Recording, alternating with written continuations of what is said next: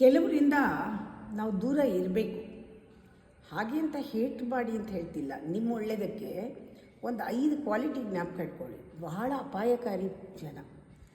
ತಾವು ಏನೋ ಅಂದ್ಕೊಂಡಿರ್ತಾರೆ, ಮಾಡಿರಲ್ಲ, ಅವ್ರು ಅಚೀವ್ ಮಾಡಿರಲ್ಲ, ಫೇಲ್ಯೂರು. ಅದನ್ನು ಯಾವಾಗ ನೋಡಿದ್ರೂ ಬೇರೆಯವ್ರನ್ನ ಕಾರಣ ಮಾಡ್ತಾ ಇರೋದು. ಅವರು ಅಪಾಯ ವ್ಯಕ್ತಿಗಳು. ತಾವೇನು ಅಚೀವ್ ಮಾಡಲ್ಲ, ತಾವು ಅಂದ್ಕೊಂಡಿದ್ದೆಲ್ಲ ಮಾಡೋಕ್ಕಾಗಿಲ್ಲ, ಅಷ್ಟಕ್ಕೂ ಕಾರಣ ಬೇರೆಯವರು. ಇವರಿಂದನೇ ನಾನು ಇದೆಲ್ಲ ಮಾಡೋಕ್ಕಾಗಿಲ್ಲ ಅಂತ.